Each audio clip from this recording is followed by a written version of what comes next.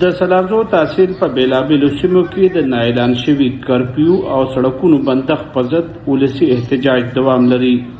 مظاهره کوونکو د ټایرونو په سوځېدو سره د باجوړ نه تر دیره پورې غځېدلې مرکزي شارع د هر ډول تګ راتګ لپاره تړلې ده.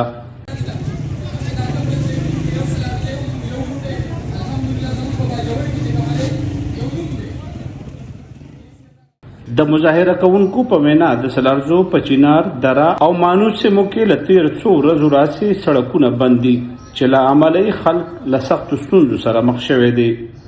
دوی وایي چې دغه بندښت د سیمې ورځنی ژوند ټکنی کړی دی. ناروغان نشي کولی چې په وخت روغتونو ته ورسیږي.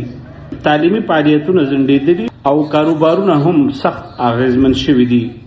په دې حال کې د یادو سیمو اوسیدونکي له تېرو یو اونۍ راهیسې پرله پسې توګه احتجاجونه کوي او غوښتنه لري چې حکومت دې زر تر زره د کرفیو په پریکړه کې نرمي راولي او تړلې لارې دې بیرته پرانیزي. په احتجاجي مظاهره کې یو شمېر سیاسي او ټولنیزو مشرانو هم ګډون کړی. دوی په خپل وینا کې ټینګار وکړو چې د ولس ستونزې دې باید جدي ونیول شي. مونږ دې جرګې والا ته دغه دوه آپشنز ورکو چې تاسو په دې دوه خبرو باندې مذاکرات وکړئ. د دنیا قومونه جنګ هم کوي، جګړه هم کوي، خو صلح هم کوي، جرګه هم کوي او مذاکرات هم کوي. منګه وایو منګه د باجوړ ولس دا نه بدماشان یو نه غونډګان یو. منګه د ملک آیین او دستور او قانون هم منو، منګه جرګه هم منو. دیو خبرداري ورکړې که غوښتنې یو نه منل شي احتجاج به نور هم پراخه کړي. چې دا کم پر امن احتجاج دی نو دا ماته په آیین کې حق حاصل دی او دا ماته په سیاست کې حق حاصل دی او ماته په جمهوریت کې حق حاصل دی چې په ما باندې یو مسله راشي، یو تکلیف راشي، نو زه به د خپل حق دپاره اواز هم پورته کوم، زه به احتجاج هم ریکارډ کوم او زه به خپله خبره هم کوم.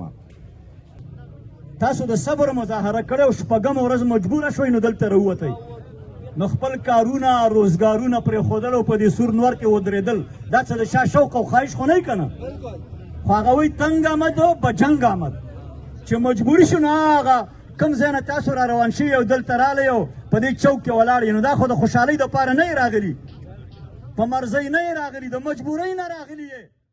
بل خوا د ضلعي ادارې او مظاهره کوونکو ترمنځ مذاکرات روان دي څو دا ستونزه په سوله ییزه توګه حل شي او سیمه بیرته عادي حالات ته راوګرځي.